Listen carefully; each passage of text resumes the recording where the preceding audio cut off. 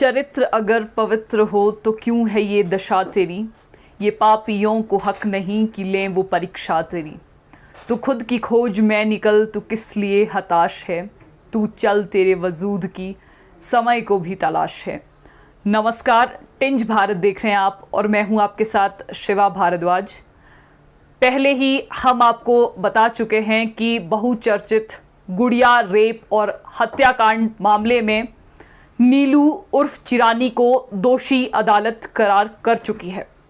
लेकिन आज उस केस की अगर हम बात करें तो आज 15 जून है और 15 जून में बहुत खास है क्योंकि आज जो दोषी नीलू है उसके विषय में आज केस को क्वेंटम पर रखा गया था। क्वेंटम का मतलब भी हम आपको बता दें कि क्वेंटम का मतलब होता है जब दो पक्षों द्वारा किसी केस पर बहस की जाती है, किसी केस पर दलीलें रखी जाती है कि आखिरकार दोषी को सजा कौन से सेक्शन के अंतर्गत होनी है।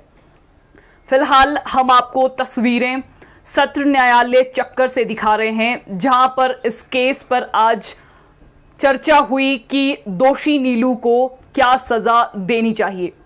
हालांकि पहले ही हम आपको ये बता रहे हैं कि सीबीआई ने ये मांग की है और अपनी तरफ से ये सुझाव दिया है कि दोषी नीलू को फांसी की सजा होनी चाहिए।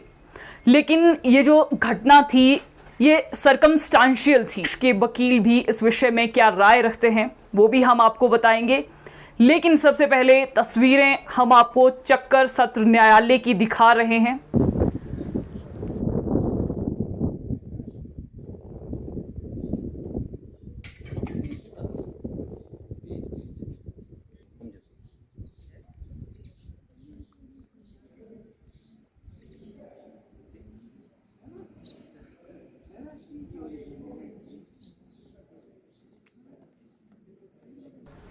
तस्वीरें आपने चक्कर न्यायालय की देखी, लेकिन अब हम आपको उस व्यक्ति, उस दोषी का चेहरा दिखाने वाले हैं। शायद बहुत कम लोगों ने हिमाचल प्रदेश में इस चेहरे को देखा होगा। आप देख सकते हैं कि नीलू उर्फ चिरानी जो गुड़िया रेप और बहुचर्चित हत्याकांड का आरोपी है, दोषी है, उसको पुलिस प्रशासन द्वारा कड़ी निगरानी में ले जाया जा रहा है। तो आप तस्वीरें टिंज भारत के माध्यम से देख रहे हैं।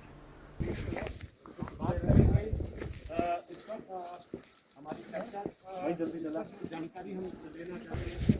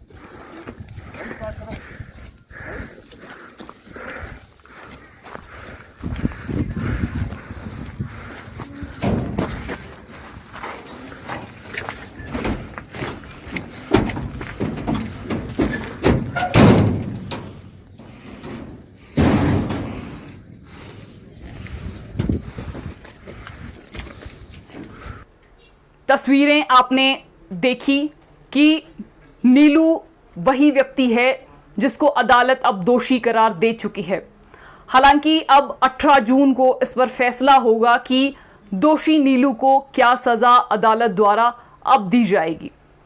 तो फिलहाल हम आपको विरोधी पक्ष यानी कि नीलू के वकील महेंद्र ठाकुर का भी बयान सुनवा रहे हैं कि आखिर वो इस केस में क्या कहते हैं कि कैसी सजा नीलू उर्फ चिरानी को मिलनी चाहिए।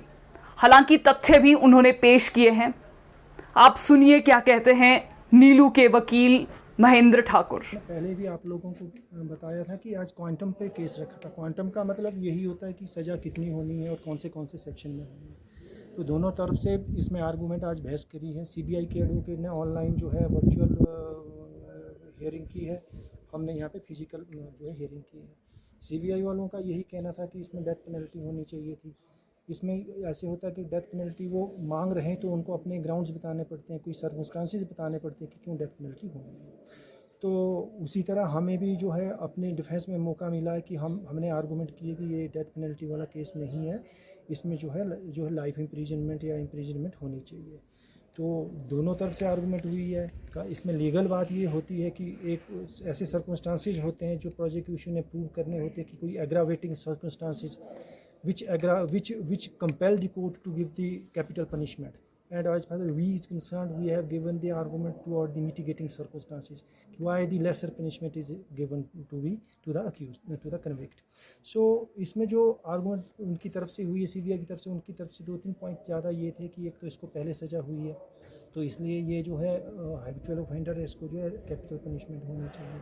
हीनियस क्राइम था, ब्रूटलिटी ऑफ द क्राइम की जिस तरह से क्राइम किया गया था, इस तरह जो किया गया था, उसको सारी चीज़ों को देखते हुए इसको कैपिटल पनिशमेंट होनी चाहिए। हमने ये आर्गूमेंट किया और ये कानून दिया है कि जो एक कन्विक्ट की जो हिस्ट्री होती है वो नहीं देखी जानी चाहिए, और जो इसमें देखने वाली बात है कि ये रिफॉर्मेटरी सिस्टम में जो रिफॉर्म कर सकता है या रिहेबिलिटेशन हो सकती है इसकी, ये चीज़ें देखनी चाहिए। और ये जो केस था ये सर्कमस्टांसेस एविडेंस पे डिपेंड था, सारा सर्कमस्टांसेस एविडेंस के ऊपर सज़ा हुई है। तो जब सर्कमस्टांसेस एविडेंस के ऊपर सज़ा होती है तो कानून ये काफ़ी हद तक ये बोलता है कि उसमें जो डेथ पेनल्टी नहीं मिलनी चाहिए। फिर जो ये इनका CBI का यही केस था कि ये स्पर्म मूवमेंट में ये ऑफेंस हुआ है, तो उसमें भी कानून ये बोलता है अगर कोई प्लान्ड मैनर में या प्री प्लान्ड कोई ऑफेंस नहीं हुआ तो उसमें भी डेथ पेनल्टी नहीं मिलनी चाहिए। तो सारे आर्गूमेंट जो है हमारी तरफ से भी किए गए हैं और ये कोर्ट ने आज ऑब्जर्व किया है और देखे हैं, और उसके बाद ये 18 तारीख को ही फाइनल जो है ऑर्डर या जजमेंट के लिए लगा है कि क्या करना है, कितनी सज़ा होगी। वो अभी 18 तारीख इसी महीने लगा है, शुक्रवार को। वकीलों की राय आपने सुनी, चक्कर न्यायालय की तस्वीरें हमने आपको दिखाई, लेकिन सबसे महत्वपूर्ण यहाँ पर यह है कि भावात्मक तथ्य भी इस केस के साथ जुड़े हुए हैं। हालांकि गुड़िया के अभिभावक माता पिता इस बात को मानने के लिए तैयार नहीं हैं कि इस केस का और गुड़िया रेप और हत्याकांड मामले का आरोपी सिर्फ नीलू है, लेकिन अदालत में चूंकि ये सिद्ध हो चुका है तो 18 जून को अब इसकी सुनवाई होनी है।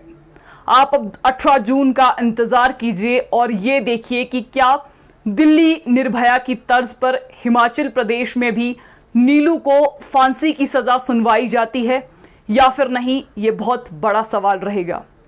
आगामी जानकारी इस केस में जानने के लिए और नीलू को क्या सजा होती है, इसको जानने के लिए आप टिंज भारत के साथ जुड़े रहिए। टिंज भारत के साथ मैं शिवा भारद्वाज, नमस्कार।